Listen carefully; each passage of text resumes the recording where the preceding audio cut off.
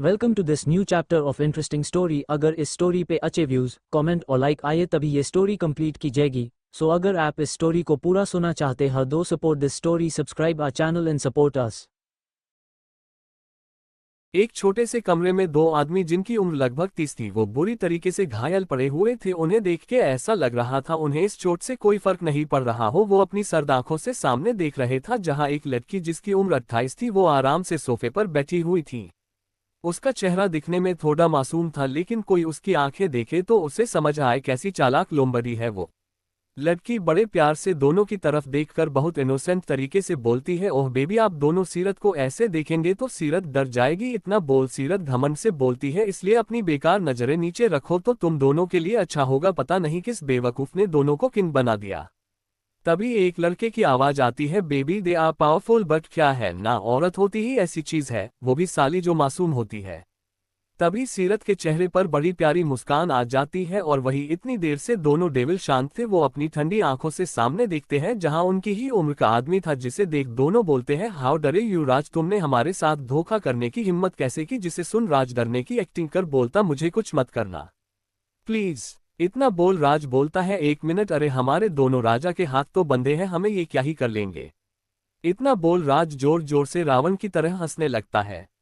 मेरे प्यारे डेविल भाइयों, वो क्या है ना, I hate both of you, और सबसे ज्यादा नफरत मैं तुम दोनों से करता हूं। तभी एक लड़का बोलता है, ओ ए गद्दार, किसी लड़की के लिए तू हमसे और हमारी दोस्ती से तूने कैसे गद्दारी कर ली।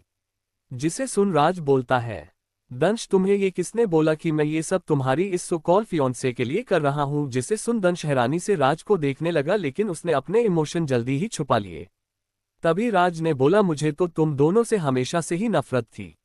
ये सब तो मैंने तुम्हारी सारी दौलत और मेरी बेबी डॉल को पाने के लिए किया था।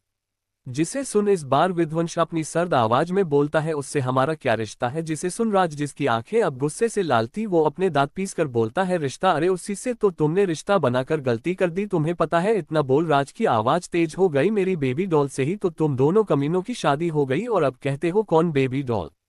तभी सीरत, जिसे ये सब सुनकर गुस्सा आ रहा था, वो खड़ी होकर बोलती है, यार अब जब हमने ये सब बता ही दिया है तो कुछ और भी बताना जरूरी है ना। जिसे सुन राज डेविल स्माइल कर बोलता है, बोलो बेबी। सीरत दंश और विध्वंस के नजदीक बैठ बोलती है, तुम्हें पता है वो छोटी सी बच्ची जिसे तुम दोनों ने नफरत दी, उस बेचारी ने तो कुछ किया ही नहीं था, ना ही उसने मुझे धक्का दिया था, उल्टा वो मैं थी जिसने उसे टॉर्चर किया। अभी उसने इतना ही बोला था, तभी दंश ने गुस्से से अपने एक पैर से अपनी पूरी ताकत लगाकर सीरत के पेट पर लात मार दिया, जिस कारण सीरत बहुत दूर गिर जाती है और उसकी दर्दनाक चीख निकल जाती है। तभी दंश तेज चिल्ला कर बोलता है, अगर आज मैं जिंदा बचाना तो तेरी कब्र खोद दूंगा। वही विध्वंस बस अपनी आंखें बंद कर अपनी बीवी के बारे में सोचता है, लेकिन उसे अपनी बीवी का चेहरा अच्छे से दिखता नहीं है, जिसे महसूस कर उसे याद आता है आज तक उसने अपनी बीवी पर इतना ध्यान नहीं दिया। वो तो अपना सारा समय इस घटिया औरत को देता था।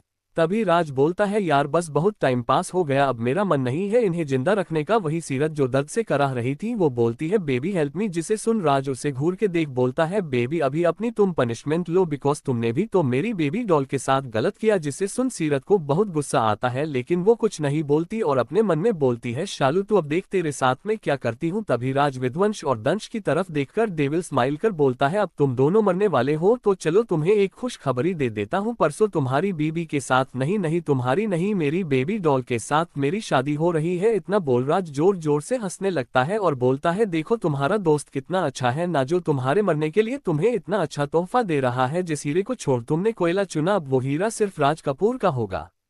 वही राज की बात सुन विध्वंस जोर से चिल्ला कर बोलता है, हमारी जान को तूने छुआ तो हम तेरी जान निकाल देंगे। जिसे सुन राज बोला, अरे मेरे प्यारे भाइयों, उसके लिए तो तुम्हें जिंदा रहना होगा। इतना बोल राज चिल्लाकर अपने गार्ड से बोलता है, इस कमरे में आग लगा दो, समझे।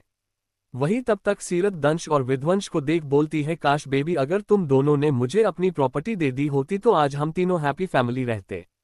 इतना बोल सीरत उस कमरे से निकल जाती है और वही राज के आदमी उस कमरे में आग लगा देते हैं।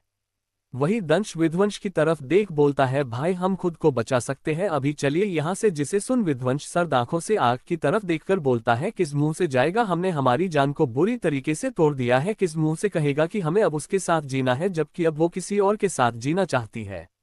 जिसे सुन दंश बोलता है, नहीं भाई जान ल, बस वो हमें चीट नहीं करेगी, वो हमारी बात मानेगी। जिसे सुन विध्वंस बोलता है, लेकिन हमने उसके सामने कितनी बार उस घटिया लड़की को किस किया है, क्या वो भूल जाएगी। हमने अपनी जान को चीट किया, अब हमारा शरीर गंदा हो चुका है। जिसे सुन अब दंश भी कुछ नहीं बोलता, वो भी अपनी आंखें बंद कर अपनी जान के बारे में सोचने लगता है, लेकिन उसे भी उसका चेहरा नहीं दिखता। दोनों आंखें बंद कर बोलते हैं, हम इससे ज्यादा दर्दनाक मौत डिजर्व करते हैं, हे भगवान बस हमारी जान अब हमेशा खुश रहे। तभी अचानक से पूरा कमरा ब्लास्ट हो जाता है, जिससे उन दो किन की मौत हो जाती है। वहीं दूसरी तरफ एक मासूम सी लड़की जिसकी उम्र लगभग 21 साल की थी, वो राज की तरफ देख बोलती है, सच में वो चाहते हैं कि हम आपसे शादी करें। जिसे सुन राज थोड़ा दुखी होकर हमें अपनी गर्दन हिलाकर बोलता है, हाँ, जब तक बेबी डॉल आपकी शादी मुझसे नहीं होगी तब तक वो दोनों इस घर में कदम नहीं रखेंगे, वो आपको देखना भी नहीं चाहते। तभी वहाँ एक सर्द आवाज आती है, अगर उन्हें हमारी प्रिंसेस को नहीं देखना, हम आज ही अपनी प्रिंसेस को यहाँ से ले जाएंगे। जिसे सुन राज सामने देखता है, जहां एक हैंडसम आदमी जिसकी उम्र 30 साल की थी, जिसे देख राज के हाथों की मुट्ठी कस जाती है। तभी वो प्यारी सी लड़की बोलती है, नहीं भैयू, हम यहाँ से कहीं नहीं जाएंगे, अगर वो हमारे कारण यहाँ से गए हैं तो हम उन्हें इस घर में वापस लाएंगे, हम नहीं चाहते उन्हें मम्मा और पापा से नफरत हो जाए। जिसे सुन सामने जो लड़का होता है वो बोलता है, लेकिन प्रिंसेस। जिसे सुन वो लड़की सामने देखती है, जहां एक मिडिल एज का आदमी खड़ा होता है, वो अपनी सामने अपनी बेटी को देख बोलता है, हम आपके फैसले पर गर्व करते हैं बच्चा, हमें पता है आप जो फैसला लेंगी वो सब सही लेंगी। जिसे सुन वो लड़का बोलता है, पापा ये आप कैसी बात कर रहे हैं, आप क्या चाहते हैं प्रिंसेस दोबारा से किसी अनचाही शादी में बंध जाए। जिसे सुन वो आदमी बोलता है, आदित्य प्रिंसेस और आपके अलावा हमारे 2 बेटे और हैं, और हम भानु प्रताप सिंह अपने बच्चों में भेदभाव नहीं करते। वही ये कोई और भी सुन रहा था, जिन्हें ये सब सुनकर बहुत दुख हो रहा था, और ये और कोई नहीं दंश और विध्वंस थे, जिनकी आत्मा को अभी मुक्ति नहीं मिली थी। आज उन्हें दुख हो रहा था कि जिस आदमी ने उन्हें अपना बच्चा माना, वो बस सीरत के बहकावे में आकर उन्हें कितना कुछ सुना देते थे। वही उन्हें तभी अपनी बीबी शालू की आवाज आई, जो राज के करीब आकर उससे बोल रही थी, हम आपसे शादी करेंगे, लेकिन उन्हें आप बोल दे कि हम इस घर को हमेशा हमेशा के लिए छोड़कर जा रहे हैं। तभी एक लड़की जिसकी उम्र 25 साल की थी, वो शालू के पास आ बोलती है, बच्चा आप अपने भाइयों की बात मान लो, हम सब अपने घर जाएंगे, आपको किसी से भी ये शादी वाला गेम खेलने की जरूरत नहीं। जिससे सुन शालू मुस्कुराकर बोलती है, अरे हमारी क्यूट सी भाभी, आप भी ना, हम सच में ये शादी करना चाहते हैं, किसी के साथ आगे बढ़ना चाहते हैं। तभी आदित्य शालू के सर पर हाथ रख बोलता है, जैसा आप चाहे वैसा ही होगा। इतना बोल एक नजर अपनी बीवी को देख बोलता है, सिया आप भी आराम कीजिए, आपको ही सब देखना है। जिसे सुन सिया मुस्कुराकर हमें अपनी गर्दन हिला देती है। वही ऐसे ही 2 दिन बीत जाते हैं। आज राज और शालू की शादी थी। शालू आज लाल जोड़े में बहुत खूबसूरत लग रही थी, और वही ममता जी शालू की माँ के आंखों में आंसू थे। वो शालू का चेहरा पकड़ बोलती है, आज ही हम मथुरा से आए और आपने हमें इतना बड़ा सरप्राइज दे दिया। जिसे सुन राधा मुस्कुरा रही थी और बोलती है, आप ना अब बाहर जाए, हमें बहुत सारी सेल्फी लेनी है। इतना बोल शालू अपनी मां को कमरे से बाहर निकाल देती है और दरवाजा अंदर से बंद कर लेती है। और वही उसके दोनों पति एकटक अपनी बीबी को देख रहे थे। गोरा रंग, छोटा सा चेहरा और खूबसूरत भूरी आंखें, और ऊपर से वो लाल जोड़ा, सच में शालू बहुत खूबसूरत लग रही थी। वही विध्वंस और दंश के दिल में दर्द हो रहा था। अपनी बीवी को किसी और से शादी करते हुए देख दंश अपने भाई की तरफ देख बोलता है, भाईजान को भी ऐसे ही तकलीफ हुई होगी ना जब हम उस घटिया लड़की से एंगेजमेंट की थी। जिसे सुन विध्वंस अपने एक्सप्रेशंस लेस फेस से बोलता है, हमारी जान के दर्द के आगे ये दर्द कुछ नहीं है। तभी उन दोनों को शालू की आवाज सुनाई देती है, जो उन दोनों की तस्वीर को देख बोल रही थी, क्यों किया आपने ऐसा, अरे एक बार बोलते तो तुम चली जाओ, घर छोड़कर हम चले जाते, कभी वापस नहीं आते, लेकिन आप हमसे इतनी नफरत करने लगे कि आपको डर लगने लगा, हम आप दोनों और सीरत दी के बीच में आ जाएंगे, इसलिए तो अब आप हमारी शादी अपने ही भाई जैसे दोस्त से करा रहे हैं। आज आप दोनों ने हमें तोड़ दिया, हमने तो कुछ भी नहीं किया था, बस एक आज्ञाकारी बेटी हम बने। पापा ने बोला आप इनसे शादी कर लो, हमने आप दोनों से शादी कर ली, वो भी ऐसी उम्र में जहां हमें शादी का मतलब तक नहीं पता था। फिर धीरे धीरे हमें शादी का मतलब समझ आया, हम उसे निभाने लगे, तभी आपने हमसे वो हक लेना चाहा, अरे हमने वो हक भी आप दोनों को दे दिया था आपकी करीब। हमने सीरत दी को देखा, लेकिन हम चुप रहे, क्योंकि पता नहीं ये कमबख्त दिल बड़ा अजीब होता है, जिसने हमसे नफरत की हम उन्हीं को अपना दिल दे बैठे। वही शालू की बात सुन दंश और विध्वंस को ऐसा महसूस हो रहा था कोई उनके सीने में खंजर भोंक रहा है। तभी उन्हें शालू की आवाज आई, जो बोल रही थी, आई हेट योर डेविल्स, हम आपसे इतना प्यार करते हैं, इसलिए हमें आपसे नफरत है। हम अपना तन तो राज को दे सकते हैं, पर अपने मन को कैसे देंगे, जो आपका हो चुका है ये हमसे नहीं हो पाएगा। इतना बोल शालू अपना ड्रॉ खोलती है और वहां से चाकू निकाल लेती है। शायद शालू ने पहले ही ये सब सोच लिया था। वही शालू को देख दंश विध्वंस जोर से चिल्लाते हैं, जान, लेकिन तब तक शालू ने उस चाकू से अपना गला काट लिया था। वो अपनी आंखें बंद कर धीरे से बोलती है, आई लव यू डेविल्स। इतना बोल उसकी सांसें थम जाती है। दंश विध्वंस शालू के सामने खड़े थे लेकिन वो उसे छू नहीं पा रहे थे। अब उन्हें खुद से नफरत होने लगी। दोनों अपनी बीवी को बाहों में लेने के लिए तड़प रहे थे। वही शालू खून से लथपथ फर्श पर ऐसे ही लेटी हुई थी, जिसे देख विध्वंस और दंश, जिनका चेहरा एक्सप्रेशन लेस रहता था, आज उनकी आंखों में आंसू और उन्हें इस वक्त खुद से नफरत हो रही थी। दोनों ऊपर देख बोलते हैं, जानते हैं आप हमें सजा दे रहे हैं जिसे हम डिजर्व करते हैं, लेकिन हमारी जान, उसकी क्या गलती है, उसे इतनी बड़ी सजा क्यों दे रहे हैं आप। तभी विध्वंस, जिसकी आंखें खून से लाल थी, वो बोलता, वादा है मेरा खुद से, अगर मुझे दोबारा मौका मिला तो मेरी जान सिर्फ मेरी जान के लिए होगी। वही दंश बोला, ब्रो हम दोनों की जान सिर्फ हमारी जान की होगी। तभी वहां एक अलग रोशनी चमकने लगी और उसी रोशनी में दंश और विध्वंस की आत्मा समा गई। एक खूबसूरत कमरा जिसमें दो लोग बिस्तर पर लेटे हुए थे, जिनका शरीर पसीने से लथपथ था। उन्हें देख ऐसा लग रहा था जैसे वो अभी कोई बुरा सपना देख रहे हैं, लेकिन फिर भी उनके चेहरे पर एक गजब की चमक थी। तभी अचानक से दोनों लड़के बिस्तर से उठ गए और जोर से चिल्लाने लगे, जान एल। उन दोनों की सांसें ऊपर नीचे हो रही थी। तभी दोनों भाई जो हाफ रहे थे, उनकी नजर एक दूसरे पर पड़ी। दोनों एक दूसरे को देख शॉक हो गए, लेकिन उनके चेहरे पर कोई शॉकन रिएक्शन नहीं था।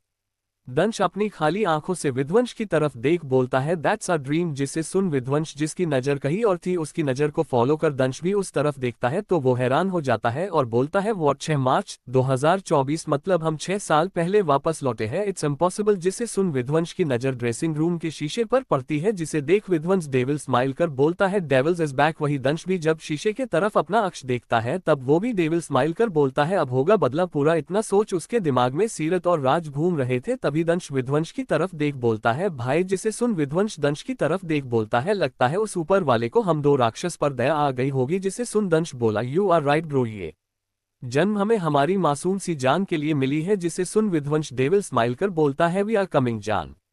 गाइज अब हम जरा हमारे हैंडसम हीरोज से मिल लेते हैं।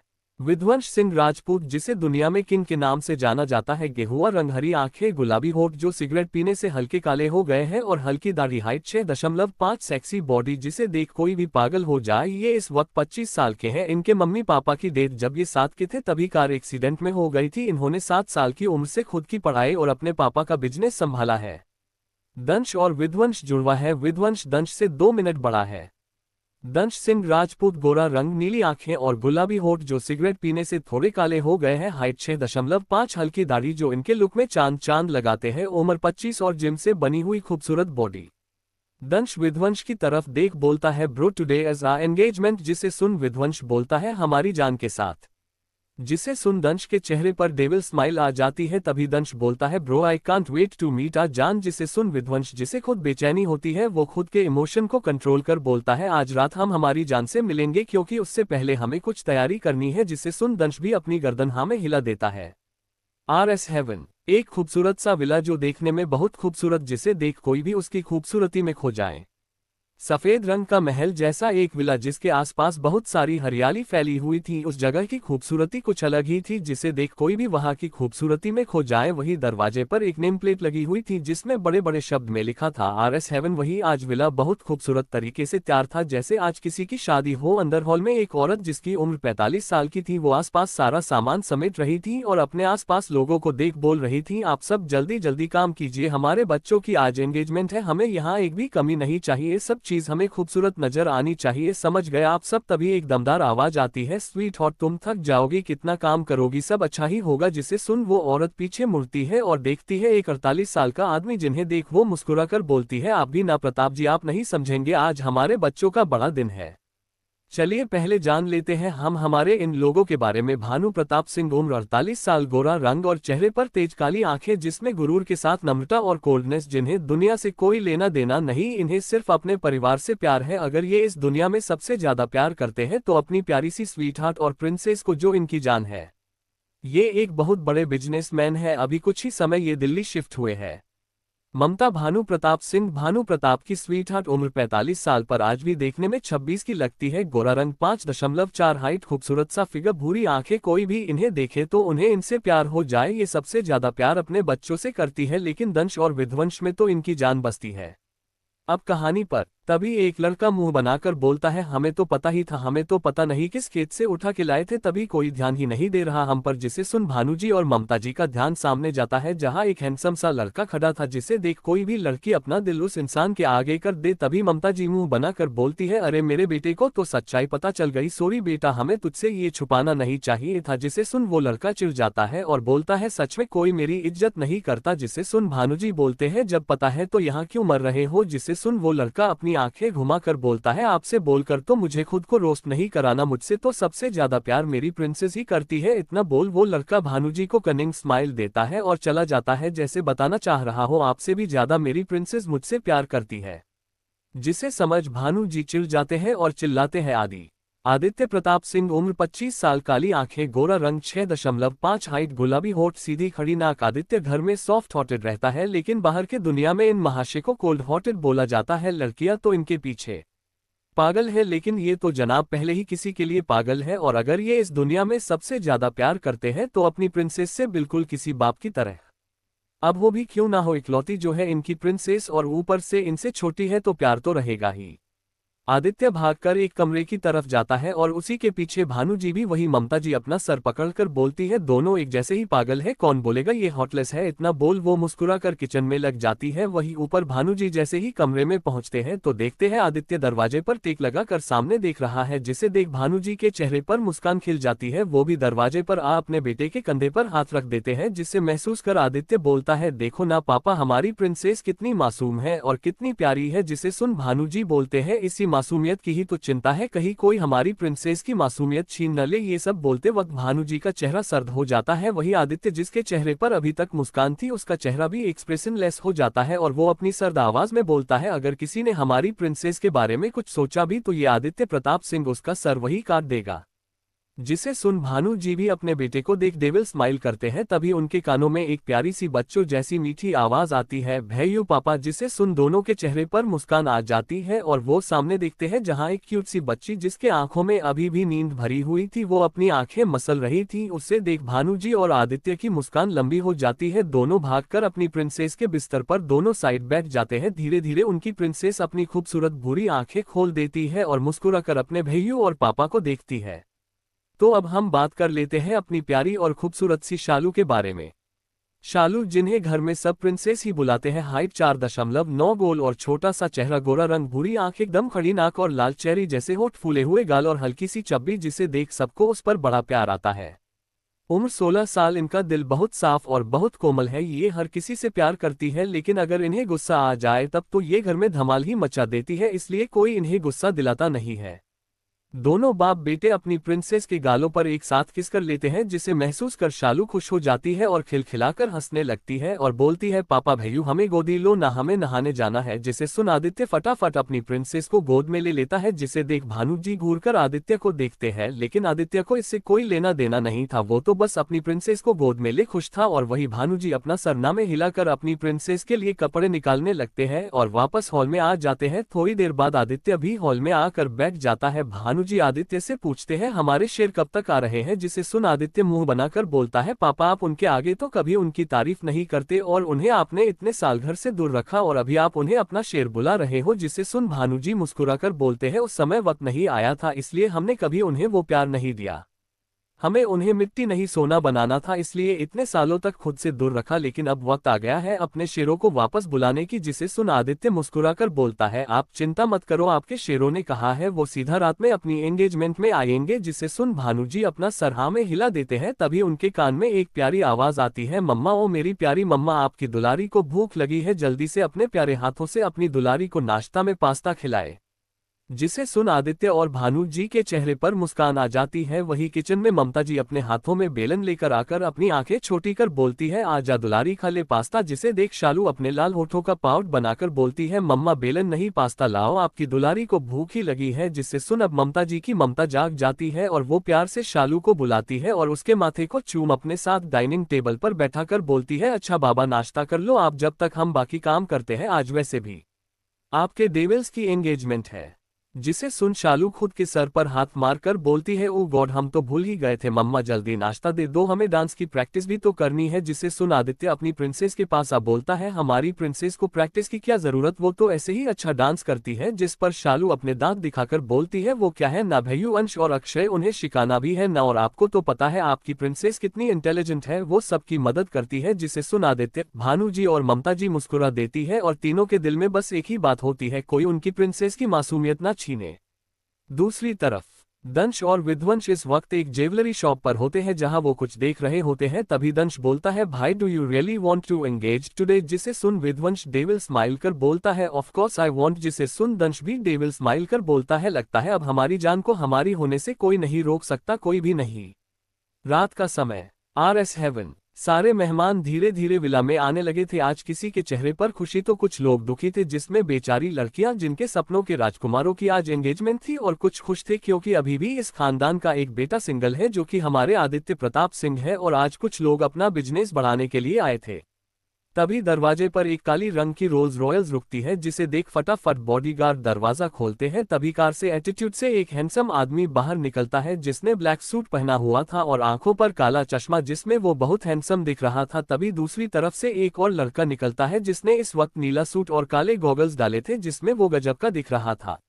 दोनों एटीट्यूड से विला के अंदर आ रहे थे। तभी उन्हें एक तेज और प्यार भरी आवाज सुनाई दी, वही रुक जाए विध्वंस दंश। जिसे सुन हमारे हीरो जो इस वक्त बड़े एटीट्यूड में आ रहे थे, वो अपनी जगह रुक जाते हैं और सामने देखते हैं जहां ममता जी गुलाबी साड़ी पहने हाथों में आरती की थाली लेकर खड़ी थी, और वही बगल में ब्राउन रंग के सूट में भानु प्रताप सिंह, जिनके एक हाथ में एक स्टिक थी, वही आदित्य जिसने व्हाइट सूट पहने दंश और विध्वंस को एक्सप्रेशन लेस होकर देख रहा था। ममता जी दंश और विध्वंस के नजदीक जाती है और उनकी आंखों में इस वक्त नमी थी, जिसे देख दंश विध्वंस, जिनके अंदर इमोशन तो बहुत थे लेकिन वो उन्हें दिखाते नहीं है। ममता जी फटाफट दोनों की आरती करती है और बोलती है, अब आइए अंदर। जिसे सुन दंश विध्वंस अंदर आते हैं। वही एक लड़की दूसरी लड़की के कान में बोलती है, देख ले सीरत, तेरी सास की हुकूमत चलती है यहाँ। जिसे सुन बगल वाली लड़की, जिसकी उम्र 23 साल और चेहरा मेकअप से भरा पड़ा था, जिसमें वो प्यारी दिख रही थी, हल्का गोरा रंग, प्लास्टिक सर्जरी से कराए हुए मोटे होठ और ऊपर से ग्रे रंग के गाउन में वो सुंदर लग रही थी।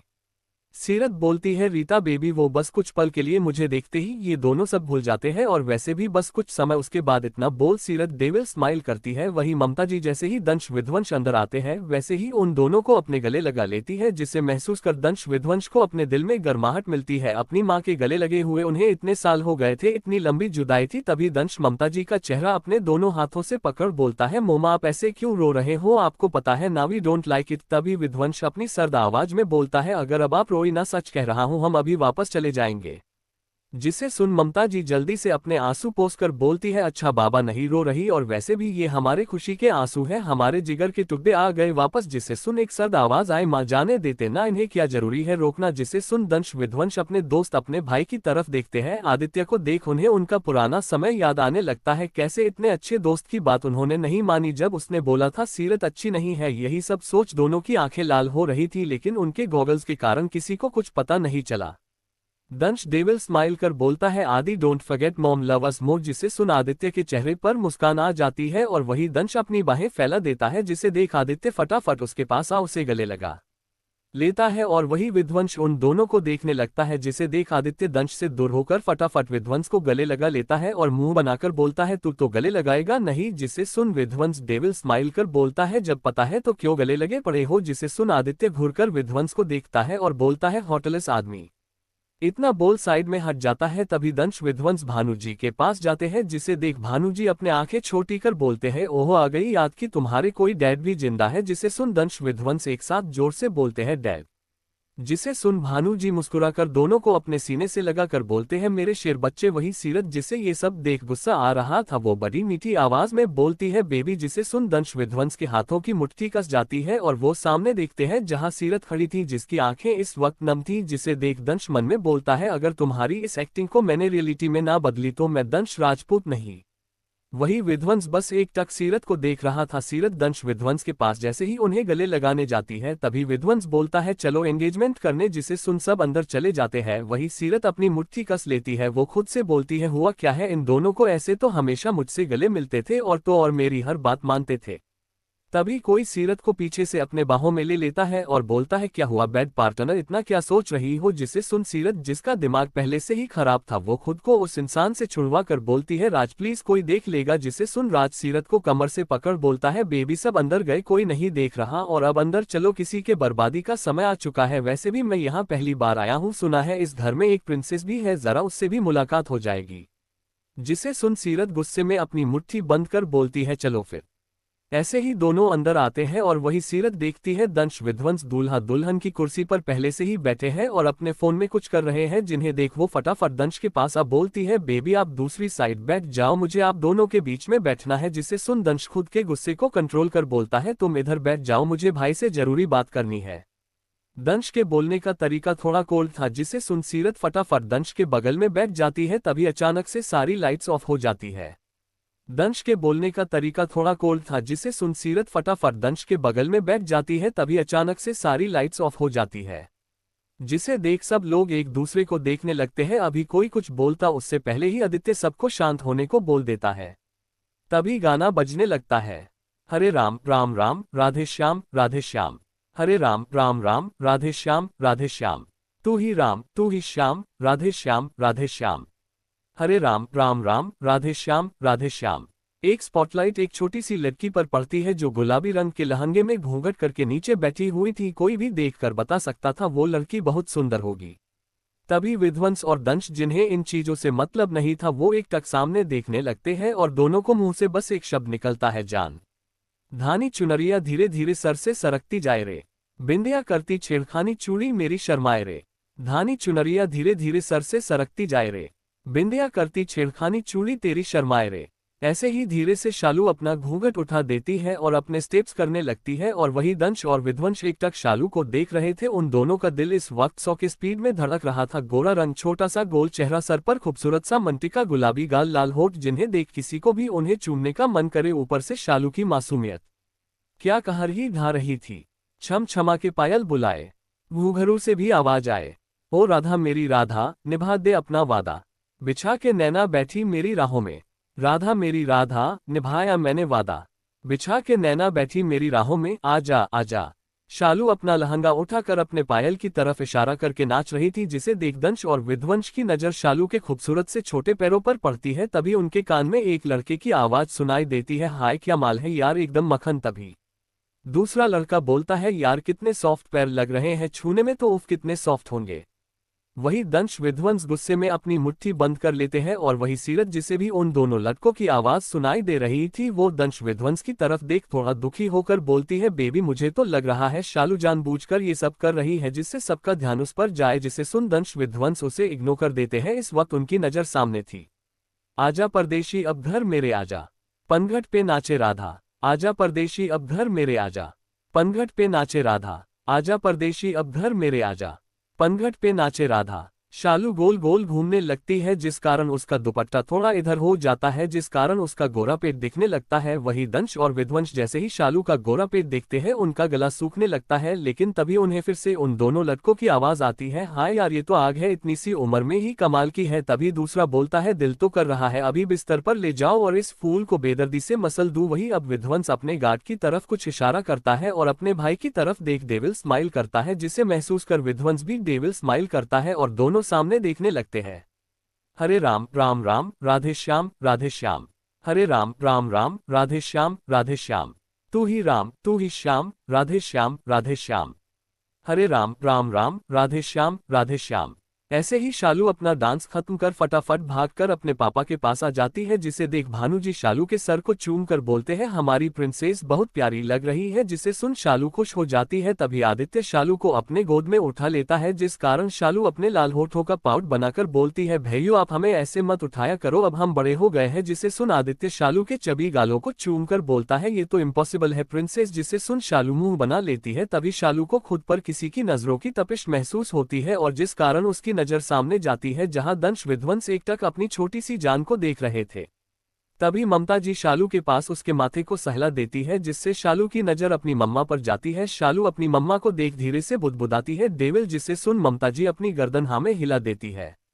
शालू आदित्य को देख अपनी आंखों से ही बोलती है भैयू डेविल्स के पास जाना है, जिसे महसूस कर आदित्य शालू को अपने गोद से उतार देता है और शालू दंश और विध्वंस की तरफ भाग जाती है। वही दंश विध्वंस जिनके आंखों पर जो गॉगल्स थे वो अब वो गॉगल्स हटा देते हैं, जिससे उनकी नीली और हरी आंखें दिखने लगती है। वही शालू सीधा दंश और विध्वंस के कमर को अपने गले लगा लेती है। वैसे भी शालू की हाइट बहुत छोटी थी, ऊपर से हमारे हीरो इतने लंबे। वही दंश और विध्वंस ये देख अपनी पिछली जिंदगी में चले जाते हैं। उस समय भी ऐसे ही शालू उन्हें गले लगाने आई थी, लेकिन वो दोनों साइड हो गए थे, जिस कारण शालू सीधा कुर्सी पर गिर गई थी। तभी सीरत ने शालू को बताया था कि दंश और विध्वंस को उसके अलावा किसी लड़की का छूना पसंद नहीं, लेकिन उस वक्त बस सीरत का ये कहना शालू से उसकी लाइमलाइट ले रही है, इस कारण उन्होंने शालू के साथ ऐसा किया था। तभी अचानक से उन्हें एक प्यारी आवाज सुनाई देती है, जिस कारण वो वापस प्रेजेंट में आते हैं। डेविल्स, शालू ने आपको बहुत सारा मिस किया, जिसे सुन दंश शालू को अपने गोद में उठा लेता है, जिसे देख सबके होश उड़ जाते हैं। वही सीरत के दिल में सांप नागिन डांस करने लगते हैं।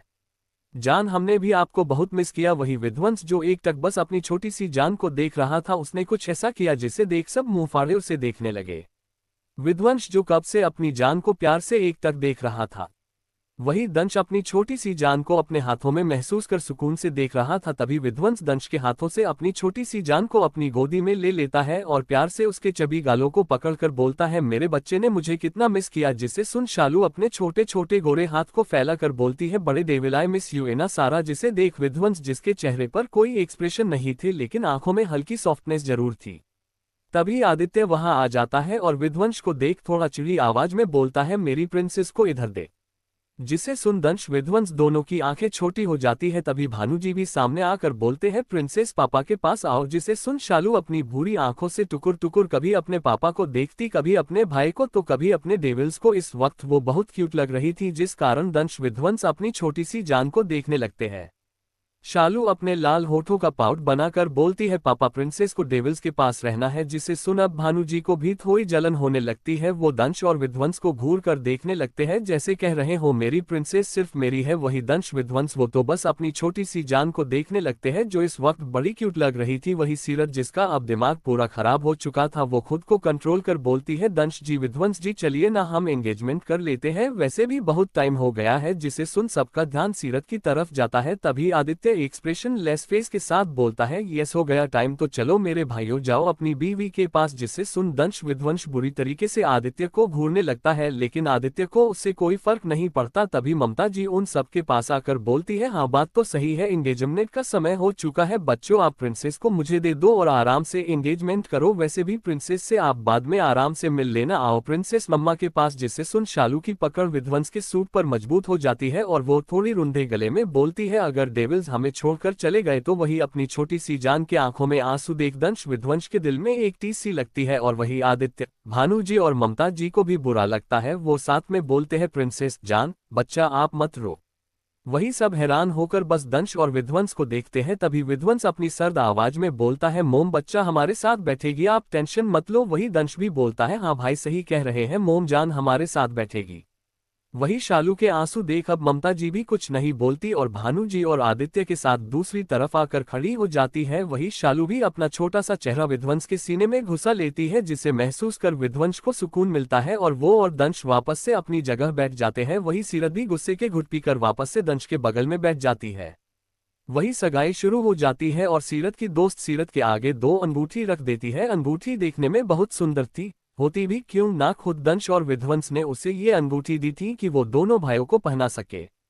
सीरत पहली अंगूठी निकालकर दंश की तरफ जाती है। तभी दंश अपना एक हाथ सीरत की तरफ करता है और जानबूझकर अंगूठी नीचे गिरा देता है। वही सीरत फटाफट नीचे झुककर अंगूठी ढूंढने लगती है, जिसे देख दंश बोलता है, तुम कुछ ठीक से नहीं कर सकती क्या। वही सीरत उसकी बात सुन अपने मगरमच्छ वाले आंसू निकालने लगती है और बोलती है, गलती से नीचे गिर गई, हम अभी ढूंढते हैं। वही कुछ लोग सीरत को ताना मारकर बोलते हैं, बेचारी की क्या गलती, मिडिल क्लास है, इतनी सुंदर अंगूठी देखी नहीं होगी बेचारी ने, इसलिए फिसल गई हाथ से। जिसे सुन सीरत के हाथी की मुट्ठी बन जाती है और वो खुद से कहती है, बस एक बार मेरी शादी हो जाए फिर एक एक को उसकी औकात दिखाऊंगी। और वही कोई था जिसे किसी चीज से मतलब नहीं था, वो तो बस एक टक शालू को देख रहा था, जो अपना सर विध्वंस के सीने में घुसाई हुई थी। तभी अचानक से लाइट चली जाती है जिस कारण हर जगह हड़बड़ी मच जाती है। तभी आदित्य बोलता है सब शांत हो जाए, कुछ इश्यू आ गया, मैं देखकर आता हूँ। जिसे सुन सब शांत हो जाते हैं। तभी 15 मिनट बाद वापस लाइट आ जाती है। तभी ममता जी बोलती है सीरत आपको अंगूठी मिली। वही सीरत के चेहरे पर पसीने आने लगते हैं जिसे देख दंश विध्वंस मन ही मन डेविल स्माइल करते हैं। तभी दंश अपनी सर्द आवाज में बोलता है यस मॉम, सीरत ने हमें अंगूठी पहना दी है, देखिए। जिसे सुन सीरत हैरान होकर दंश को देखने लगती है तो कभी उसके हाथ को, लेकिन अभी उसे कुछ ना बोलना ही सही लगता है जिस कारण वो भी दंश के बातों में हाँ मिला देती है। तभी आदित्य बोलता है पता नहीं कितनी जल्दी है जो अंधेरे में ही कांड कर दिया। जिसे सुन दंश और विध्वंस डेविल स्माइल कर आदित्य को पास कर देते हैं और वही सीरत हड़बड़ाकर बोलती है वो ना हम दंश जी और विध्वंस जी से बहुत प्यार करते हैं। जिसे सुन ममता जी मुस्कुराकर बोलती है अच्छा कोई बात नहीं, अब आप दोनों भी सीरत को अंगूठी पहनाओ। जिसे सुन विध्वंस दंश को अंगूठी पास करता है जो हीरे की थी। जिसे देख सीरत की आंखों में चमक आ जाती है। दंश सीरत की ललचाई नजर को देखकर डेविल स्माइल कर उसके हाथों को सख्ती से पकड़कर अंगूठी डाल देता है। अभी अंगूठी आधी ही घुसी थी कि तभी सीरत की बुरी तरीके से चीख निकल जाती है। उसकी उंगली से धर धर खून निकल रहा था जिसे देख दंश विध्वंस के चेहरे पर नफरत साफ दिखाई दे रही थी। सीरत फटाफट अपना हाथ दंश से छुड़वा लेती है और नम आंखों से अपनी उंगली की तरफ देखती है। वही ममता जी फटाफट सीरत के पास आ उसका हाथ देखने लगती है। तभी ममता जी थोड़ा नम्र आवाज में बोलती है ये हुआ कैसे। जिससे सुन आदित्य बीच में बिना एक्सप्रेशन के बोलता है कुछ नहीं मम्मा, शायद सीरत के हाथों में कोई घाव था उसी पर लगता है और फिर रिंग पहनाते हुए चोट लग गई होगी। जिसे सुन सबको ये बात सही लगती है। तभी ममता जी बोलती है लेकिन अब सीरत अंगूठी कैसे पहनेगी। जिसे सुन सीरत जिसके हाथों में बहुत दर्द था वो दंश और विध्वंस की तरफ देख अपने गोरे हाथ उसके आगे कर बोलती है आप मेरे दूसरे उंगली में अंगूठी पहना दो, जब मेरी चोट ठीक हो जाएगी तब मैं इसे अच्छे से पहन लूंगी। जिसे सुन ममता जी बीच में बोलती पर बेटा ऐसे आपकी एंगेजमेंट कैसे हो पाएगी। तभी पंडित जी बोलते हैं जो तब से सब तमाशा देख रहे थे बेटा कोई बात नहीं, अभी इसी उंगली में रिंग पहना दो, बाद में दोनों दूल्हे अपनी दुल्हन को शादी के दिन दोबारा ये अंगूठी पहना देंगे। ये सब बोलते हुए उनके चेहरे पर बहुत पसीने आ रहे थे। वही दंश विध्वंस तो अपनी क्यूट सी छोटी सी जान को देख रहे थे जो विध्वंस को पकड़कर दुनिया जहां की टेंशन लिए घोड़े गधे बेच सो रही थी। जिसे देख दंश विध्वंस के आंखों में सुकून था। तभी दंश बिना देखे सीरत के उस हाथ में अंगूठी पहना देता है। वही सीरत जिसका ध्यान इस वक्त सिर्फ उस खूबसूरत हीरे की बड़ी सी अंगूठी पर थी जिसे देख वो अंदर ही अंदर बड़ी खुश हो रही थी। सीरत अंगूठी देखते वक्त खुद से बोलती है बस कुछ पल और फिर सब मेरा हो जाएगा। तभी विध्वंस अपनी जगह से खड़ा होकर सीधा अंदर जाने लगता है। जिसे देख ममता जी बोलती है बच्चा कहाँ जा रहे हो। जिसे सुन विध्वंस अपनी कड़क आवाज को थोड़ा नम्र कर बोलता है मम्मा जान सो गई है, उसे कमरे में ले जा रहा हूँ। जिसे सुन ममता जी कुछ नहीं कहती और वही दंश भी अपने भाई के पीछे चला जाता है। आदित्य अपने पापा के पास आ उनके कान में बोलता है मिस्टर प्रताप आपकी प्रिंसेस अब आपकी नहीं रही। जिसे सुन भानु जी गुस्से में एक नजर आदित्य को घूर बोलते हैं ज्यादा बोला ना तो तुम्हें प्रिंसेस से दूर भेज दूंगा समझे। जिसे सुन आदित्य अपना मुंह बनाकर वहां से चला जाता है। वही सीरत उसको बहुत तेज गुस्सा आता है। वो अपने मन में कहती है तुम 2 टके की लड़की, तुम्हें तो मैं अब छोड़ूंगी नहीं, मेरे बेबीज को मुझसे दूर करोगी, वेट एंड वॉच। इतना बोल वो अपनी गंदी हंसी हंसने लगती है। वही कोई था जो एक टक शालू को निहारता रहा जब तक वो उसके आंखों से ओझल नहीं हो गई। दंश और विध्वंस का कमरा।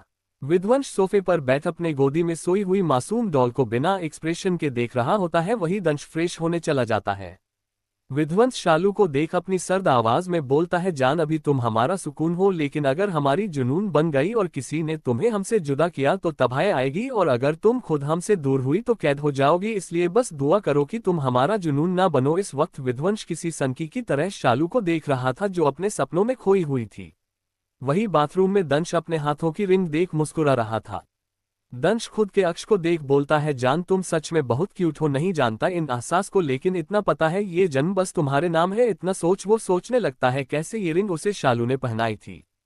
फ्लैशबैक। लाइट कट जाने के कारण शालू डर के मारे विध्वंस के कोट को कस के पकड़ लेती है, जिसे महसूस कर विध्वंस बोलता है बच्चा डर लग रहा है। जिसे सुन शालू हमें अपनी गर्दन हिलाकर बोलती है बड़े डेविल हमें बहुत डर लग रहा है। जिसे सुन विध्वंस डेविल स्माइल कर बोलता है हम बड़े डेविल, चलो आपके बड़े डेविल आपको कुछ पहनाएंगे जिससे आपको डर नहीं लगेगा, और आपको भी अपने डेविल को कुछ पहनाना होगा जिससे उन्हें भी डर नहीं लगेगा। जिसे सुन शालू फटाफट बोलती है डेवल फिर हमें सच्ची डर नहीं लगेगा, जिसे सुन दंश बोलता है नहीं जान आपको डर नहीं लगेगा, ठीक है फिर आप हमें पहना दीजिए, जिसे सुन दंश विध्वंस शालू की उंगली में दो पतली सी अंगूठी पहना देते हैं। जैसे ही वो अंगूठी शालू की उंगली में जाती है तो दोनों अंगूठी एक दूसरे में अटैच हो जाती है और दिल के शेप में जुड़ जाती है। वो अंगूठी देखने में बहुत खूबसूरत थी, जिसमें छोटा सा हीरा लगा हुआ था जिसका रंग नीला था और उसे ध्यान से देखने पर वीडी लिखा हुआ दिखाई दे रहा था।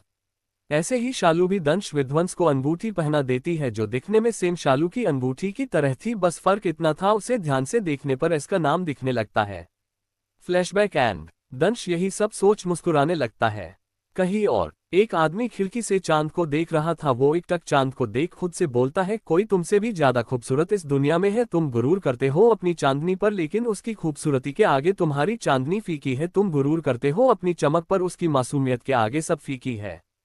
इतना बोल वो आदमी अपनी आंखें बंद करता है, जिससे उसके सामने दो भूरी आंखें दिखती है, जिसे देख उस आदमी के चेहरे पर दिलकश मुस्कान आ जाती है। वो खुद से बोलता है you are mine baby doll, you are mine.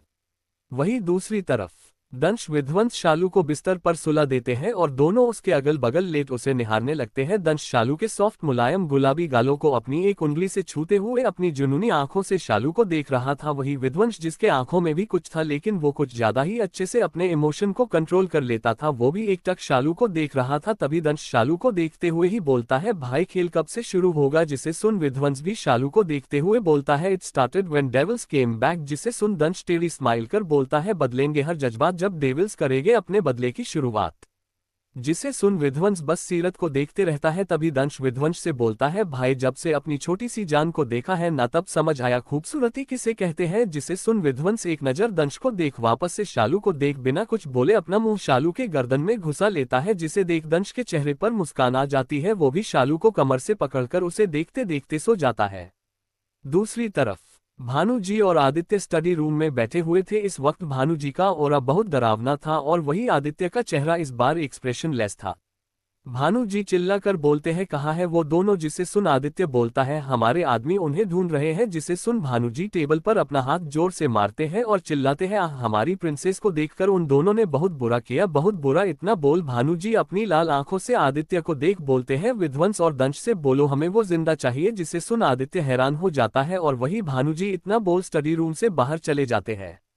Aditya उनके जाने के बाद डेविल स्माइल कर बोलता है एक्स किंग से कुछ छुपाना इट्स इम्पॉसिबल। इतना बोल आदित्य भी अपने कमरे में जाने लगता है। तभी उसे अपनी प्यारी सी प्रिंसेस की याद आती है। आदित्य फटाफट अपनी प्रिंसेस के कमरे में आता है, जहां उसकी छोटी सी प्रिंसेस घोड़े और गधे बेचकर अपना मुंह खोले सो रही थी, जिसमें वो बहुत क्यूट लग रही थी। वही भानुजी शालू के बगल में बैठे हुए उसके सर पर अपना हाथ फेर रहे थे, जिसे देख आदित्य मुंह बनाकर बोलता है पापा इट्स नॉट फेयर, आप हमेशा मेरी प्रिंसेस के पास मुझसे पहले पहुंचते हैं। जिसे सुन भानुजी बोलते हैं ये सिर्फ आपकी प्रिंसेस नहीं है हमारी भी है। जिसे सुन आदित्य मुंह बनाकर बोलता है बस इसी बात का दुख है। जिसे सुन भानुजी अपनी आंखें छोटी कर बोलते हैं सब सुन रहे हैं हम। इतना बोल भानुजी बोलते हैं दंश अंदर आइए, हमें पता है आप बाहर हैं। वही दंश जो बाहर था वो अंदर आ जाता है। फ्लैशबैक दंश विध्वंस शालू को पकड़कर सुकून से सो रहे थे। तभी विध्वंस बोलता है दंश जान को उनके कमरे में छोड़कर आओ। जिसे सुन दंश चिढ़ जाता है और बोलता है पर भाई जान तो हमारी है ना, फिर हम क्यों उससे दूर हो। जिसे सुन विध्वंस बोलता है जैसा बोला है दंश वैसा करो, अपने इमोशन को खुद पर हावी मत होने दो, भूलो मत हमें क्या करना है अभी। जिसे सुन दंश जिसका चेहरा चिढ़ा हुआ था अब उसके चेहरे पर कोई भी इमोशन नहीं था। वो शालू को अपनी बाहों में समेटे सीधा शालू के कमरे में आता है और उसे आराम से सुलाकर उसके माथे को चूमकर बोलता है जान आप हमारी सुकून है, आपको हमसे कोई जुदा नहीं कर सकता। इतना बोल दंश निकलता है। तभी वहां भानुजी आते हैं, जिन्हें देख दंश वही रुक जाता है। फ्लैशबैक एंड आदित्य दंश को देख अपनी आंखें छोटी कर बोलता है इतनी रात को तुम क्या कर रहे हो यहाँ। जिसे सुन दंश बड़े एटीट्यूड से अपने दोनों हाथ अपने दोनों जेबों में डाल बोलता है जो तुम करने आए हो। जिसे सुन आदित्य मुंह बनाकर दंश को ताना देते हुए बोलता है कोई था जो प्रिंसेस से मिलना पसंद नहीं करता था, वो भी लोगों के बहकावे में आकर। जिसे सुन दंश समझ जाता है आदित्य उसे ही बोल रहा है क्या ये बात पूरी सच थी।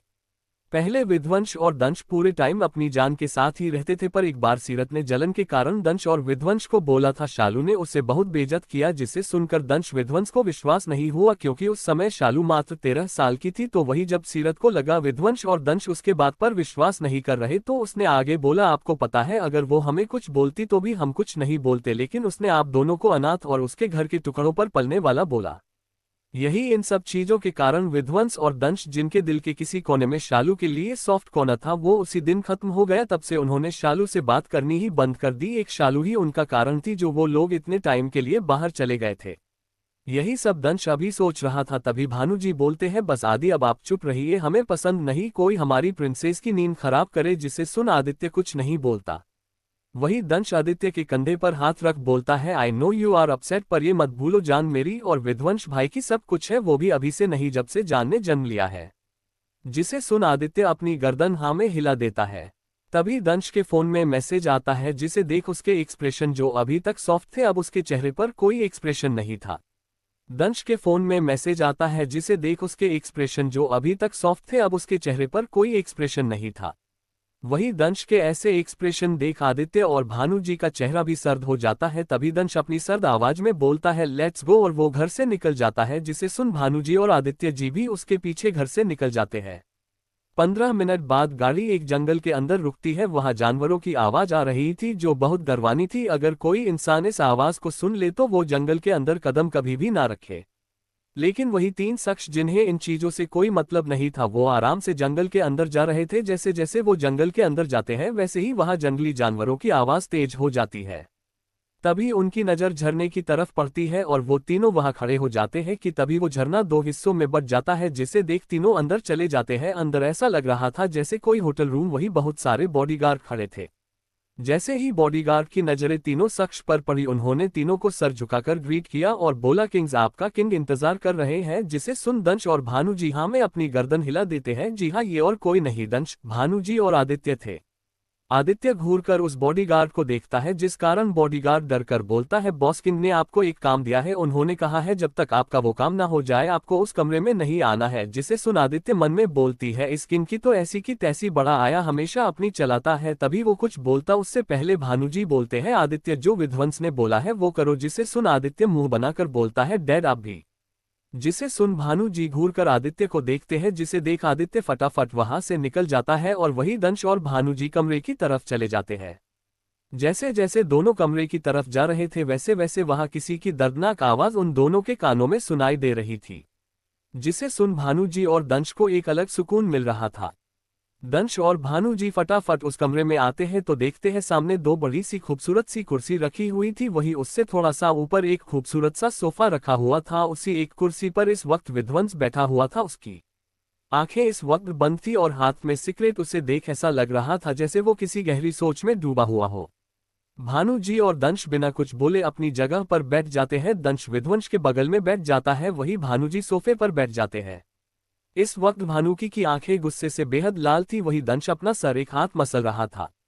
तभी भानु जी अपनी कड़क आवाज में बोलते हैं, कार्यक्रम शुरू किया जाए। जिसे सुन एक बॉडीगार्ड 2 लड़कों को दंश और विध्वंस के पैर पर गिरा देता है। जिस एहसास से दंश विध्वंस उन दोनों की तरफ अपनी आंखें खोल देखते हैं। इस वक्त विध्वंस की आंखें इतनी काली थी जैसे वो अभी सामने वाले इंसान को अपने अंधेरे में बसा लेगा। वही उसके पैरों के पास गिरे हुए लड़के की हालत खराब हो रही थी। वही कुछ ऐसा ही हाल दूसरे लड़के का भी था। वो भी दंश की डरवानी खूनी लाल आंखें देख डर के मारे कौप रहा था। वही उन लड़कों की हालत देख भानु जी गर्व से अपने दोनों शेरों को देखते हैं जो इस वक्त खतरनाक तरीके से अपने सामने पड़े उन दोनों लड़कों को देख रहे थे। दंश अपने सामने गिरे लड़के के बालों को पकड़ अपनी आंखों सामने कर बोलता है, तूने इन्हीं आंखों से मेरी जान को देखा था ना। इतना बोल दंश अपने दूसरे हाथ से अपनी कार की चाबी निकालकर उस लड़के के दोनों आंखों में बड़े बेरहमी से घुसा देता है। वही दूसरा लड़का जिसकी नजर विध्वंस को देख डर के मारे कौप रही थी, वो अपने दोस्त की हालत देख डर के मारे रोने लगा और बोलने लगा, मुझे माफ कर दीजिए, मैंने कुछ नहीं किया। आप लोग हमें इतना टॉर्चर क्यों कर रहे हैं? ये लोग वही 2 लड़के हैं जो शालू के लिए गंदे गंदे कमेंट पास कर रहे थे। तभी विध्वंस ने उस लड़के के बालों को पकड़ अपनी कुर्सी के कोने पर उसका सर मारने लगा। इस वक्त विध्वंस बिना कुछ बोले लगातार उस लड़के के सर को कुर्सी के कोने से मार रहा था, जिस कारण लड़के के सर से खून बह रहा था। लेकिन इससे वहां किसी को फर्क नहीं पड़ रहा था। ऐसे ही थोड़ी देर बाद वो लड़का इस दर्द को झेल नहीं पाता और वही बेहोश हो जाता है। जिसे देख विध्वंस अपनी ठंडी और डरवानी आवाज में बोलता है, करण। जिसे सुन करण फटाफट विध्वंस को एक बोतल पकड़ा देता है जिसमें कुछ धुआं धुआं निकल रहा था। जिसे देख विध्वंस के चेहरे पर डेविल स्माइल आ जाती है। दंश भी अपनी डरवानी नजरों से अपने सामने अंधे हुए बेहोश इंसान को देखता जो दर्द न सहन करने के कारण बेहोश हो गया। उसे देख दंश किसी पागल की तरह बोलता है, ये तो इतने में ही बेहोश हो गया। दोनों भाई एक दूसरे को देख वो बोतल खोल उन दोनों लड़के के मुंह को खोल उनको पीला देते हैं, जिस कारण दोनों लड़के एकदम से उठ जाते हैं, लेकिन दोनों के मुंह से आवाज नहीं आ रही थी क्योंकि दंश विध्वंस ने उनके मुंह में एसिड डाल दिया था, जिस कारण वो कुछ नहीं बोल पा रहे थे। इसी दर्द के कारण अब वो मरने के कगार में थे। तभी विध्वंस अपनी सर्द आवाज में बोला, तुम मेरे बच्चे के बारे में कुछ सुनना डिजर्व नहीं करते। इतना बोल वो उन दोनों को मरता हुआ देखता रहता है। वही दंश बोलता है, इस गंदे मुंह का इस्तेमाल किया था ना, तो इसे तो इसकी पनिशमेंट मिलनी ही थी। वही भानु जी सोफे से उठ दंश और विध्वंस के पास आ दोनों के सर पर हाथ रख बोलते हैं, घर चलो। इतना बोल भानु जी आगे निकल जाते हैं। वही दंश विध्वंस भानु जी के पीछे निकल जाते हैं। भानु जी के आगे जाने के बाद विध्वंस और दंश दोनों भी चलने लगते हैं। जैसे ही वो लोग दरवाजे पर पहुंचते हैं तभी दंश चिल्लाकर बोला, आदि बाहर आ जा वरना बहुत पिटेगा। जिसे सुन आदि जो चोरी से यहाँ आ गया था वो सामने आ अपने दोनों प्यारे दोस्तों को देख बोलता है, तुम दोनों तो सच में इंटेलिजेंट हो। जिसे सुन विध्वंस बोलता है, और तू सबसे बड़ा बेवकूफ। जिसे सुन आदित्य मुंह बनाकर बोलता है, जलता है तू मुझसे इतना हैंडसम जो मैं हूं। तभी दंश बोलता है, अब घर चल, डैड को पता चला ना तू अंदर आया तेरा खून कर देंगे। जिसे सुन आदित्य मुंह बनाकर बोलता है, सब इसके कारण हुआ है, इसके कारण मैंने अपने प्रिंसेस के ऊपर गंदी नजरें डालने वालों को कुछ भी नहीं किया। इस वक्त आदित्य का ऑरा और उसकी आंखें बहुत खतरनाक थी, जिसे देख किसी को भी उससे डर लग जाए। तभी दंश बोलता है, दे आर डेड नाउ, और भूल मत अभी तुझे कुछ नहीं करना। तेरे हाथ में और सीने में गोली लगी है। जिसे सुन आदित्य जिसका ऑरा अब तक डरवाना था वो अब खत्म हो गया। अब उसकी आंखें डर से बड़ी हो गई। उसका पूरा ध्यान विध्वंस पर था जो बिना एक्सप्रेशन एकटक आदित्य को ही देख रहा था। जिसे देख आदित्य अपने दांत दिखाकर बोलता है, वो तो वो, अरे मुझे कुछ काम है बाय। इतना बोला आदित्य आगे जाने लगा। तभी उसे एक तेज और सर्द आवाज सुनाई दी, मना किया था ना कि यहाँ नहीं आओगे, उसकी पनिशमेंट के लिए रेडी रहना। ये तुम्हारा भाई नहीं, किंग का ऑर्डर है। जिसे सुन आदित्य मुंह बनाकर हाँ में गर्दन हिलाकर चला जाता है, और वही दोनों भाई भी उसके पीछे चले जाते हैं।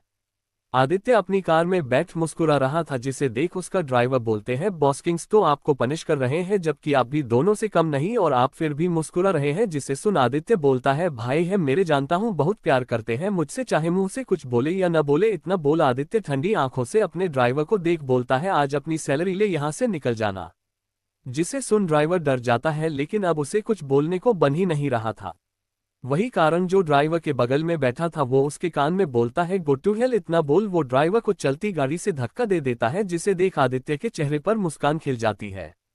वही करण भी मुस्कुराकर ड्राइविंग सीट पर आ ड्राइविंग करने लगता है।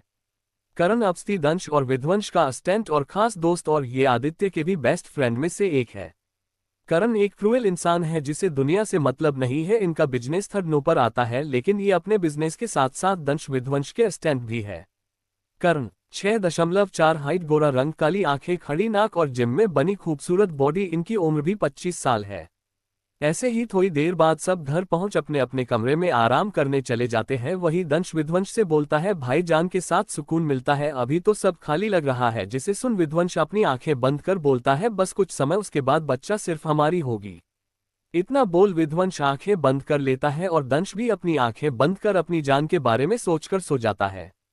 अगली सुबह पूरे विला में चहल पहल थी, हो भी क्यों ना। आज विध्वंस और दंश की हल्दी जो थी, ममता जी सारी डेकोरेशन में लगी हुई थी। तभी दंश ममता जी को पीछे से आ गले लगा लेता है, जिसे महसूस कर ममता जी मुस्कुराकर बोलती है, हमारा बच्चा उठ गया। जिसे सुन दंश अपनी आवाज को सॉफ्ट कर बोलता है, मोम आपको कैसे पता चल जाता है कि मैं हूं। जिसे सुन ममता जी मुस्कुराकर बोलती है, हर माँ अपने बच्चे को आंखें बंद करके भी पहचान सकती है, समझे।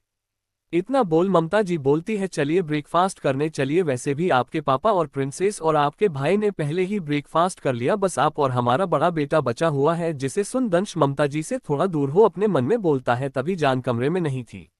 वही विध्वंस जो इस वक्त ब्रेकफास्ट करने के लिए पहले ही बैठा हुआ था, वो बोलता है, मोम बच्चा इतनी सुबह कहाँ चली गई। जिसे सुन ममता जी दंश का हाथ पकड़ उसे बैठाकर विध्वंस की तरफ देख बोलती है, आपकी बच्चा आप दोनों की शादी के लिए बड़ी एक्साइटेड है और इसीलिए वो डांस की प्रैक्टिस करने गई है। आप दोनों को वो शादी में सरप्राइज देगी। जिसे सुन दंश मन में बोलता है, सरप्राइज तो हमारी जान के लिए भी होगा। तभी ममता जी बोलती है, चलिए आप दोनों फटाफट ब्रेकफास्ट कीजिए, हम आते हैं। लेकिन जैसे ही वो जा रही होती है, विध्वंस उनका हाथ पकड़कर बोलता है, मॉम अपना ब्रेकफास्ट कीजिए आप। जिसे सुन ममता जी मुस्कुराकर पलटकर विध्वंस के गालों पर हाथ रख बोलती है, बच्चा आप दोनों खाओ, अभी हमें बहुत काम है, हम थोड़ी देर में ब्रेकफास्ट कर लेंगे। तभी दंश बोलता है, मॉम अगर आप नहीं खाओगे तो मैं और भाई भी नहीं खाएंगे। जिसे सुन ममता जी हार मान बोलती है, और बाबा मैं खाऊंगी और आज अपने दोनों बेटों को अपने हाथों से खिलाऊंगी। वही ममता जी की बात सुन दोनों भाई के अंदर सुकून आ जाता है। ममता जी दंश विध्वंस को अपने हाथों से खिला रही थी, वही दंश विध्वंस भी उन्हें अपने हाथों से खिला रहे थे। दंश तो फिर भी अपने इमोशन दिखा देता है, लेकिन विध्वंस वो इन मामलों में थोड़ा कोल्ड है, लेकिन आज उसके आंखों में भी एक सुकून था। ऐसे ही ममता जी अपने दोनों बच्चों के साथ ब्रेकफास्ट कर अपने काम में लग जाती है। दूसरी तरफ ओहो अक्षु तुम अच्छे से करो ना, तुम तो सब खराब कर रहे हो। जिसे सुन अंश बोलता है बेबी तुझे तो पता है इसे बस अजीबो गरीब मुंह बनाने के अलावा कुछ नहीं आता। जिसे सुन अक्षय चिढ़कर बोला यार अब जैसे डांस करना आता है वैसे ही नाचूंगा ना, और बेबी तुझे तो पता ही है मुझे ये सब अच्छा नहीं लगता, बस तेरे ही कारण कर रहा हूँ। जिसे सुन शालू मुंह बनाकर बोली हम ना अब तुम्हारा सर फोड़ देंगे अगर एक भी स्टेप गलत किया तुमने तो। जिसे सुन अंश मुंह दबाकर हंसने लगता है।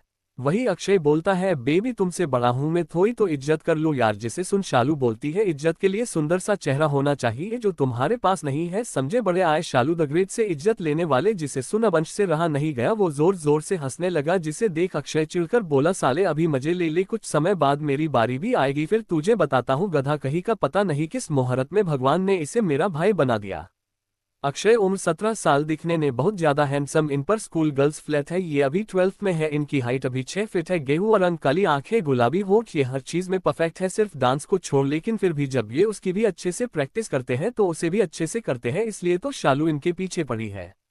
अंश अक्षय का छोटा भाई, उम्र 16 साल, दिखने में क्यूट, गोरा रंग है, जल आंखें, तीखे नैन, नक्श 5.8 हाइट, ये बहुत ज्यादा मस्तीखोर है और अपने घर के लाडले अक्षय की तो जान है ये। लेकिन इस बात को अक्षत कभी जल्दी शो नहीं करता। अब कहानी पर अच्छा बस आप डांस प्रैक्टिस कर लेते हैं, वैसे भी जल्दी ही शाम हो जाएगी और अगर हमारा डांस खराब हुआ तो हम आप दोनों का मुंह नोच लेंगे, फिर दिखते रहना सुंदर। जिसे सुन दोनों भाई वापस से अपनी डांस की प्रैक्टिस में लग जाते हैं। वही ये सब देख शालू खुद पर गर्व कर बोलती है शालू से तो सभी डरते हैं। ऐसे ही शाम होने लगती है। पूरा विला आज फिर से बहुत खूबसूरत तरीके से सजा हुआ था। वही एक कमरे में सीरत को खुद को आईने में देख रही थी। पीले रंग का लहंगा, फूलों से बने हुए गहने, ऊपर से सीरत का गोरा बदन जिस पर ये सब अच्छा लग रहा था। वो कल विद मिस्टेक मेहंदी लिख दिया था मैंने, बट आज हल्दी है। तभी रीता बोली वाओ सीरत यू लुकिंग सो गॉर्जियस। जिसे सुन सीरत घमंड में बोलती है आई नो कि मैं कितनी सुंदर हूँ, कोई भी मुझ जैसी नहीं है, तभी तो मेरे पीछे मेरे बेबीज पागल है। जिसे सुन रीता बस फीका सा मुस्कुरा देती है। बेचारी सीरत, उसे कौन बताए तुम्हारे बेबीज तो खुद दूसरे बेबी के पीछे पागल है। वही शालू के कमरे में ममता जी शालू को एक पैकेट देती है और बोलती है प्रिंसेस आप आज ये पहनना। जिसे देख शालू मुंह बनाकर बोलती है मम्मा फिर से नए कपड़े, अगर हम ये पहनेंगे तो आपने जो पहले दिलाया था वो कब पहनेंगे, हमसे 2 कपड़े तोबा तोबा नहीं संभाला जाएगा। जिसे सुन ममता जी मुस्कुराकर बोलती है आप वो कभी और पहन लेना, ये वाला पैकेट आपके डेविल्स ने भेजे है। शालू का यही सुनना था, वो झट से ममता जी के हाथों से पैकेट ले लेती है और खुशी से बोलती है हम अभी आए कपड़े बदल के, जब तक आप भी तैयार हो जाओ मम्मा तभी तो आप हमें और सुंदर बनाओगे। जिसे सुन ममता जी मुस्कुराकर हाँ में अपनी गर्दन हिला देती है और शालू फटाफट बाथरूम चली जाती है। ऐसे ही रात का समय हो जाता है, सारे मेहमान आने लगते हैं। वही नीचे सीरत अपनी फोटोज क्लिक करने में लगी हुई थी। वही दंश विध्वंस बिना एक्सप्रेशन बगीचे में बैठे हुए थे जहां उनको हल्दी लग रही थी। दंश विध्वंस जो बिना एक्सप्रेशन वहां बैठे हुए थे, इस वक्त दोनों सच में बहुत हॉट और सेक्सी लग रहे थे। दोनों ने आज सेम लुक ले रखा था, पीला कुर्ता, सफेद पेजामी, एक कान में बाली और कलाई पर एक्सपेंसिव घड़ी, जेल से सेट किए हुए बाल, ऊपर से दोनों की नीली और हरी आंखें जो किसी की भी जान ले।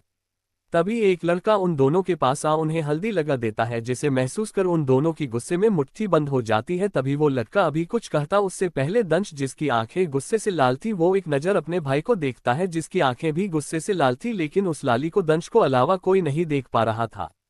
दंश अपनी ठंडी आवाज में बोलता है don't you want your hand Raj. जिसे सुन राज की हालत खराब हो जाती है, जी हाँ ये और कोई नहीं राज ही है, जिसे दंश विध्वंस की बर्बादी अपनी आंखों से ही देखना था और अपनी बेबी डॉल से भी मिलना था।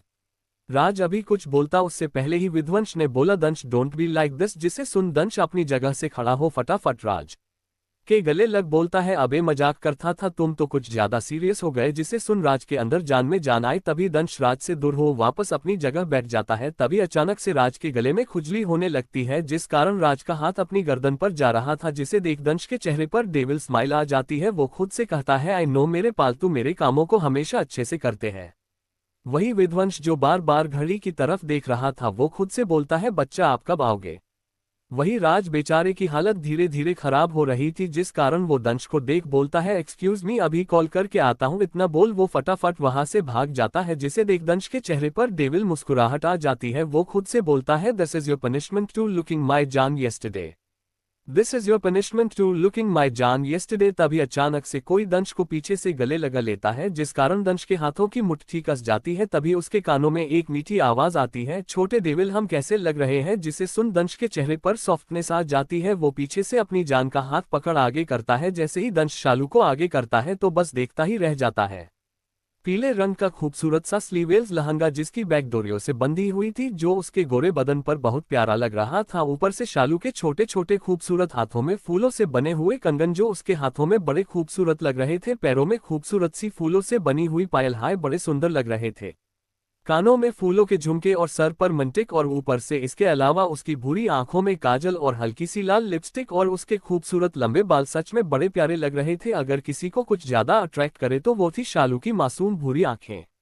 वही दंश तो बस अपनी छोटी सी जान के हुस्न को देख रहा था। वही शालू पाउट बनाकर बोली, छोटे डेविल बताए ना हम कैसे लग रहे हैं। लेकिन हमारा दंश वो तो अपनी इंटेंस नजरों से उसे देख रहा था। तभी शालू का ध्यान अपने बड़े डेविल पर जाती है, जो उसे कब से अपनी इंटेंस नजरों से देख रहा था, जिस कारण शालू की आंखें खुद ही झुक जाती है। उसकी इस अदा को देख तो हमारे डेविल्स पागल ही हो जाते हैं।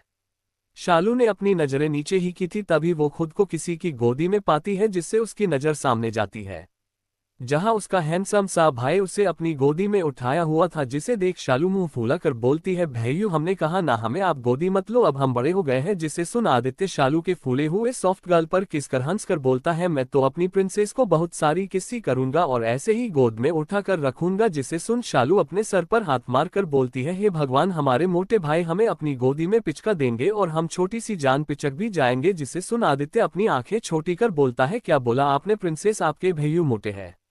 जिसे सुन शालू मासूमियत से अपनी गर्दन हाँ में हिला देती है। जिसे देख आदित्य अपनी प्रिंसेस के पूरे चेहरे पर किस करने लगता है और हंसकर बोलता है, अब तो मैं ऐसे ही अपनी प्रिंसेस को किस कर और ऐसे ही पिचका दूंगा। जिसे देख शालू अपनी आंखें मटका देती है और अपने भाई के सीने से लग जाती है। वही अब आदित्य को खुद पर किसी की नजरों की तपिश महसूस होती है, जिस कारण उसका ध्यान सामने जाता है। जैसे ही वो सामने देखता है तो दंश और विध्वंस अपनी खतरनाक आंखों से उसे देख रहे थे, जैसे बोल रहे हो तुमने हमारी जान को किस कर अच्छा नहीं किया।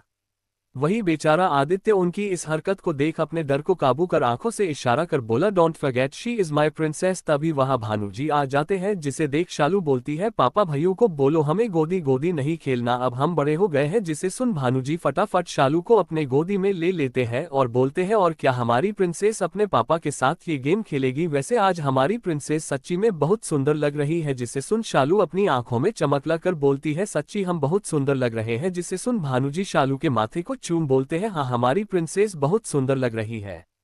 तभी वहां ममता जी आती है और बोलती है, और क्या जब प्रिंसेस की मम्मा ही इतनी सुंदर है तब तो उनकी प्रिंसेस सुंदर तो लगेगी ही। जिसे सुन अब तक जो हमारे दंश और विध्वंस थे, जिनका ध्यान अपनी प्रिंसेस पर था और जलन के मारे बेचारे पूरी तरीके से जल चुके थे, जैसे ही उनकी नजर अपनी मम्मा पर पड़ती है, दंश के चेहरे पर डेविल स्माइल आ जाती है। वही विध्वंस की आंखें भी हल्की चमक जाती है। वही भानु जी मुंह खोले अपनी स्वीट हार्ट को देख रहे थे, देखे भी क्यों ना ममता जी लगी ही रही थी इतनी सुंदर। पीले रंग की शादी और सफेद स्लीवलेस और बैकलेस ब्लाउज, उन्होंने आज अपने लंबे बाल खोले हुए थे। भानु जी के नाम का सिंदूर और मंगलसूत्र और होठों पर लाल लिपस्टिक और काजल में सनी उनकी भूरी आंखें हाय सच में बड़ी प्यारी लग रही थी। ऊपर से उन्हें देख कोई नहीं बोल सकता ये 45 की है। उनका फिगर किसी मॉडल की तरह था, हो भी क्यों न वो अभी भी योगा करती है। तभी आदित्य अपने पापा को देख बोलता है, मिस्टर प्रताप आई नो मेरी खूबसूरत मम्मा बहुत सुंदर लग रही है, बट प्लीज आप उन्हें ऐसे तो मत देखें, देखना है तो मुंह बंद करके देखिए। जिसे सुन भानु जी अपने ख्यालों से बाहर आए और आदित्य को घूर कर देख बोले, शट अप। वही ममता जी फटाफट दंश और विध्वंस के पास आ उन दोनों को देख उनकी बलाया ले बोलती है, हाय हमारे बच्चे कितने सुंदर लग रहे हैं, बिल्कुल अपनी मम्मा की तरह। जिसे सुन दंश ममता जी के माथे को चूम बोलता है, नहीं हमारी मम्मा सबसे ज्यादा सुंदर लग रही है। वही तीन जोड़ी आंखें गुस्से में दंश को घूर रही थी।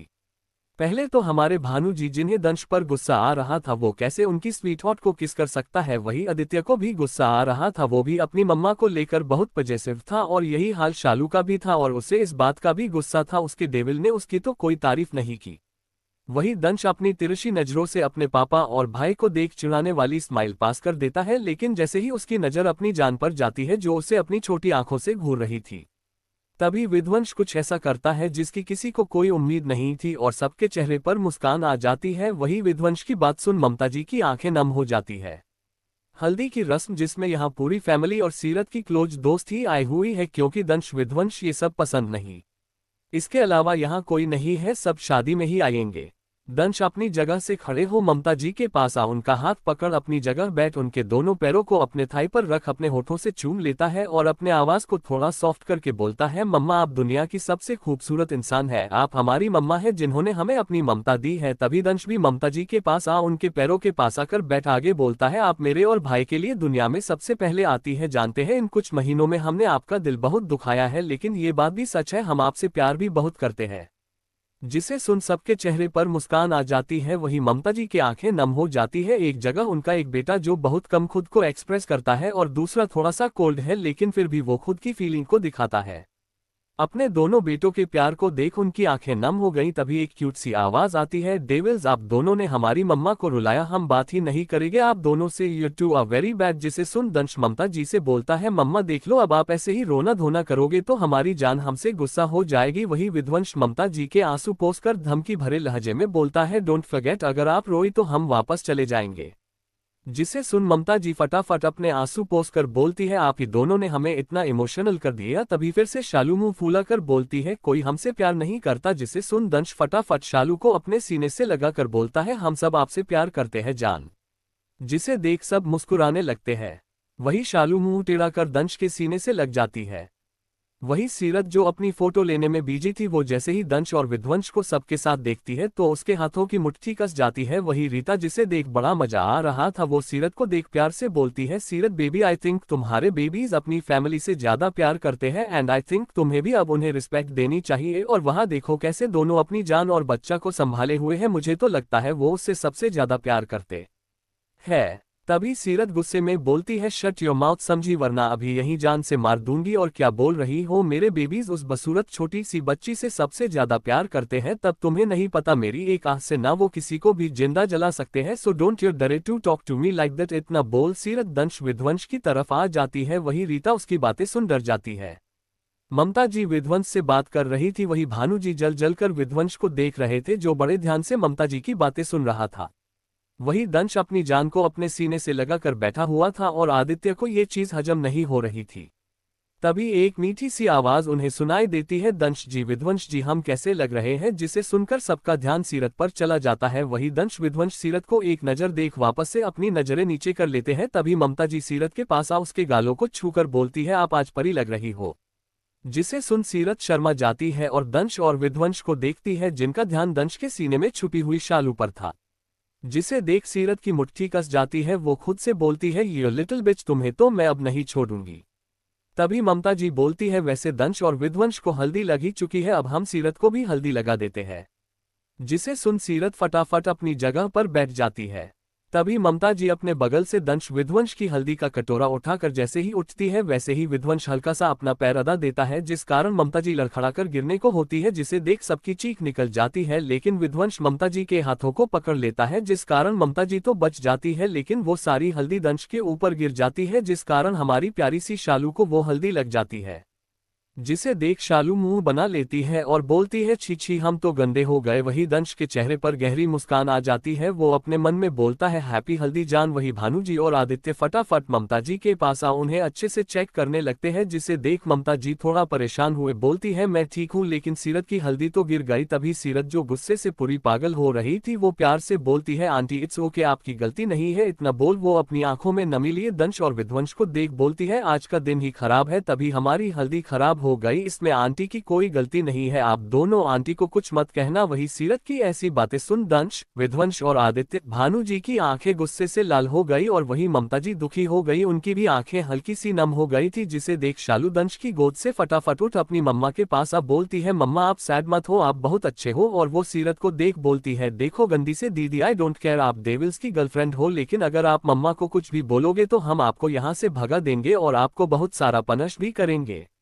देखो गंदी से दीदी, आई डोंट केयर आप डेविल्स की गर्लफ्रेंड हो, लेकिन अगर आप मम्मा को कुछ भी बोलोगे तो हम आपको यहाँ से भगा देंगे और आपको बहुत सारा पनिश भी करेंगे।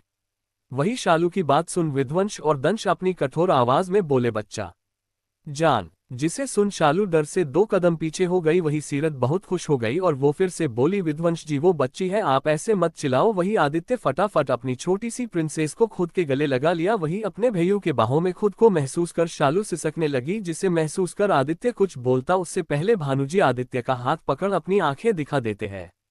जिसे देख आदित्य गुस्से में बोलता है, इन दोनों का हमेशा का है, ये हर बार प्रिंसेस को रुलाते हैं, अब तुम दोनों मेरी प्रिंसेस से दूर रहना। इतना बोल आदित्य अपनी प्रिंसेस को घर में ले जाता है। वही विध्वंस दंश उनके हाथों की मुट्ठी कस जाती है। वो एक नजर सीरत को देख बोलते हैं, we know a ma'am is innocent. इतना बोल वो दोनों भी कमरे में चले जाते हैं। वही ममता जी को भानुजी अपने गोद में उठाकर कमरे में ले जाते हैं और सीरत वो दंश विध्वंस की बात इग्नोर कर बोलती है, लगता मेरे बेबीज बस गुस्सा है, मैंने उनसे इतने टाइम तक बात नहीं की, नहा यही होगा।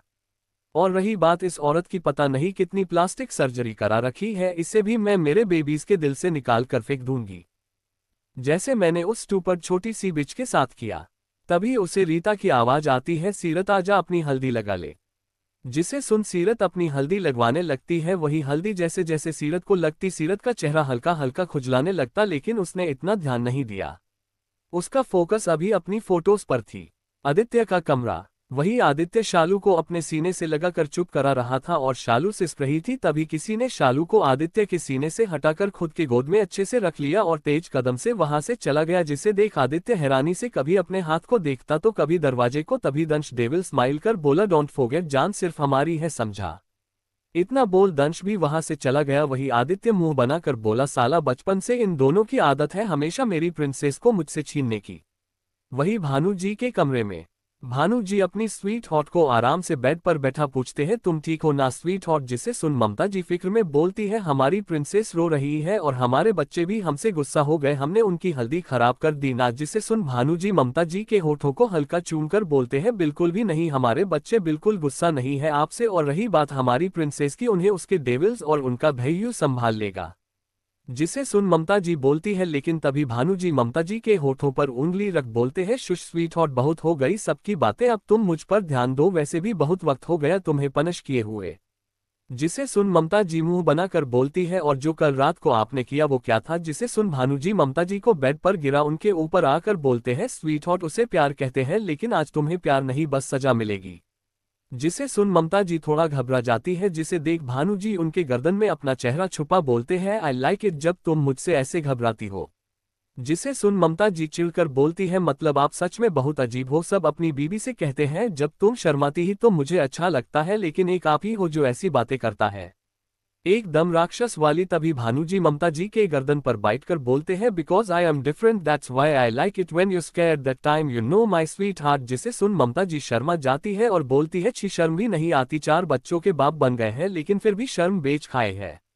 अच्छा आप हमें पनिश क्यों करना चाहते हैं, हमने तो कुछ गलत नहीं किया।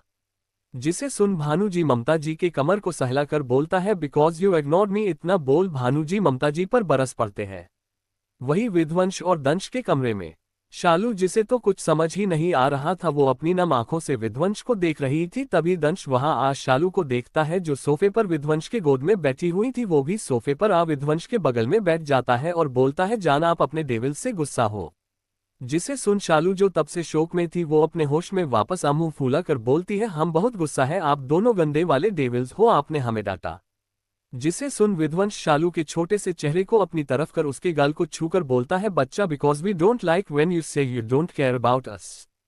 और वही दंश आगे की बात बोलता है, हाँ जान आपके डेविल सब बर्दाश्त करेंगे, लेकिन अपनी जान का ये कहना उससे हमसे कोई मतलब नहीं, ये हम नहीं सहेंगे। वही उनकी ऐसी बातें सुन शालू को कुछ समझ नहीं आता, लेकिन वो इतना समझ जाती है कि उसके डेविल्स को उसकी कोई बात बुरी लगी।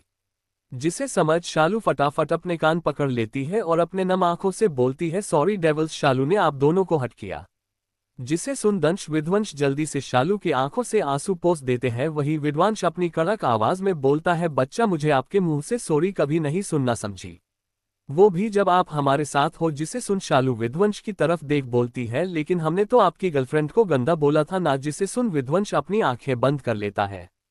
वही दंश फटाफट शालू को खुद के गोद में ले बोलता है, जान she is nothing for us. और रही बात गर्लफ्रेंड की, तो हमारे पास अभी गर्लफ्रेंड नहीं है, लेकिन कुछ टाइम बाद एक छोटी सी बीवी जरूर आ जाएगी। ये लास्ट की बात दंश ने अपने मन में बोली। तभी शालू अपनी आंखों में चमक लिए बोली, सच्ची डेविल्स। जिसे सुन दंश शालू के सॉफ्ट गालों को चूम बोला, मुच्ची जान। तभी शालू मुंह बनाकर बोली, डोंट किस मी डेविल, हमारे मुंह पर देखो ना, ये गंदी सी हल्दी लग गई।